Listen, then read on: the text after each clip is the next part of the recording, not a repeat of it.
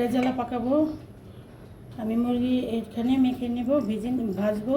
এখানে জয়ফল, জপটি, গোলমরিচ সব দিয়ে আমি এখন মাখবো।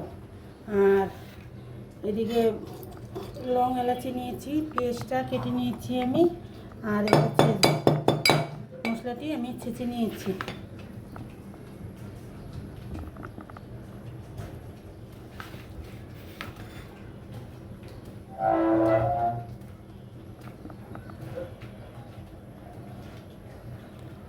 এখন আমি ভাজতে চলে যাব।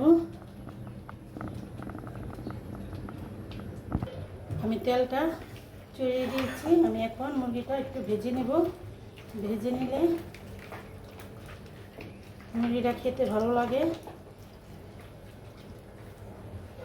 বিসমিল্লাহ।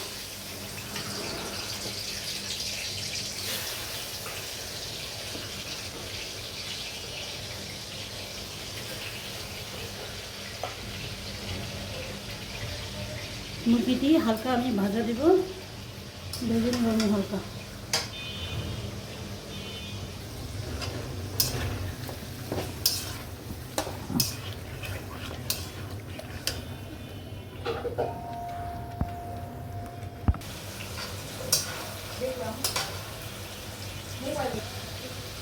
মুরগিটি হালকা ভাজাটা নিব।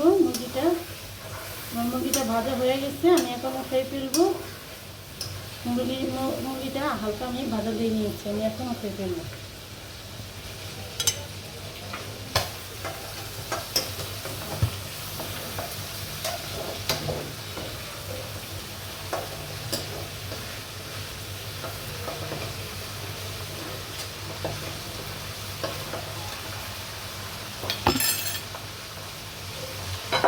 এই তেলেই আমি পেঁয়াজটা দিয়ে দেবো।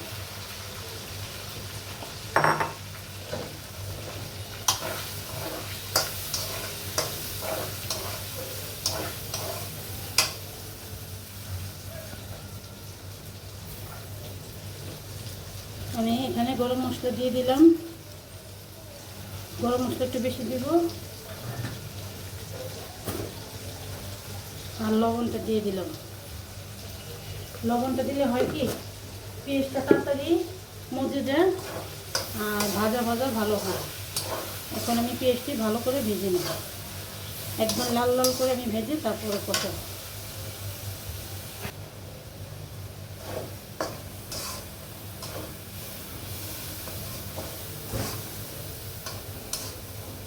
আমি এখন মশলাটি ফাঁকি করে রেখেছি, এটিও দিয়ে দিব।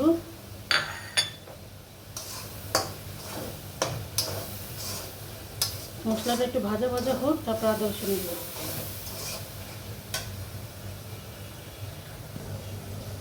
আমি আদা রসুনটি দিব। আমি 2 চামচ আদা রসুন দিয়েছি।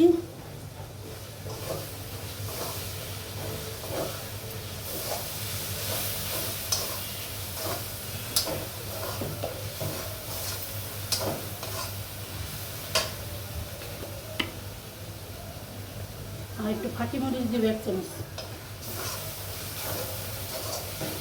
আদা রসুনটা একটু কষিয়ে নিই, ভেজে নিই। ভাজলে তারপর পানি দিব। আমি পানিটা দিব, পানি দিয়ে কষাবো।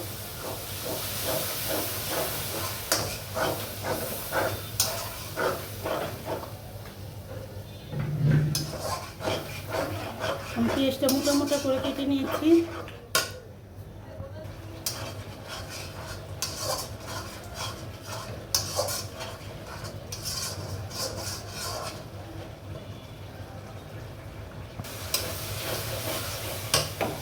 এখন আমি মুরগিটা দিয়ে দেবো।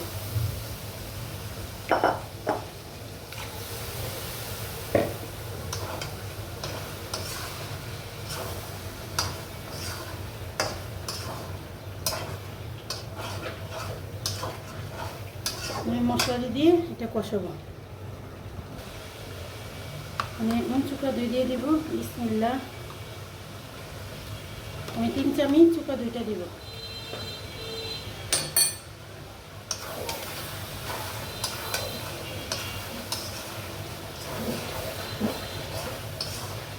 চুকা দই দিয়ে ভালো করে আমি কষিয়ে নেব।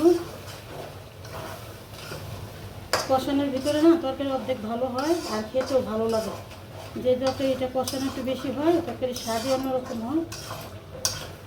আমি সবসময় বেশি তরকারি কষাই।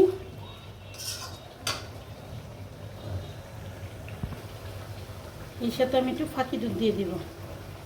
কেউ খাইলে দিবেন, ফাঁকি দুধটা দিলে রেজালাটা ভালো লাগে খেতে। ফাঁকি দুধটা দিয়েও আমি কষাবো।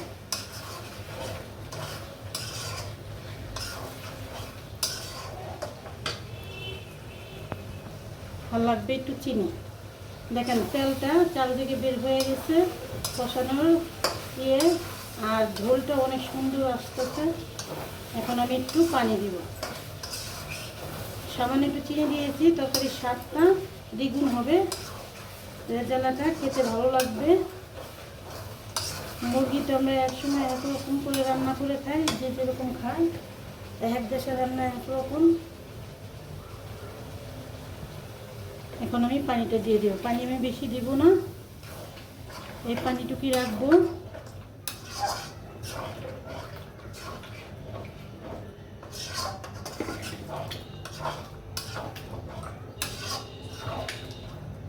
বলক আসুক।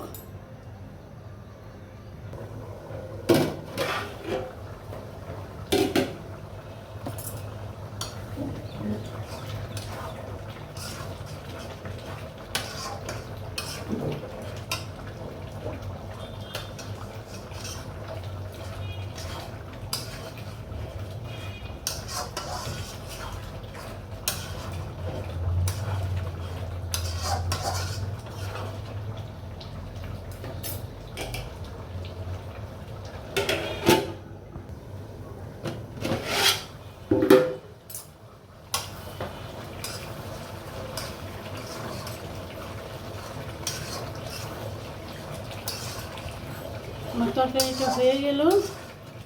চাইলে এভাবে রান্না করে আপনারা খেতে পারেন। যদি ভালো লাগে একটা লাইক, কমেন্ট, সাবস্ক্রাইব করবেন। আমি মুরগির রেজালা পাকালাম। আসসালামু আলাইকুম, আল্লাহ হাফিজ।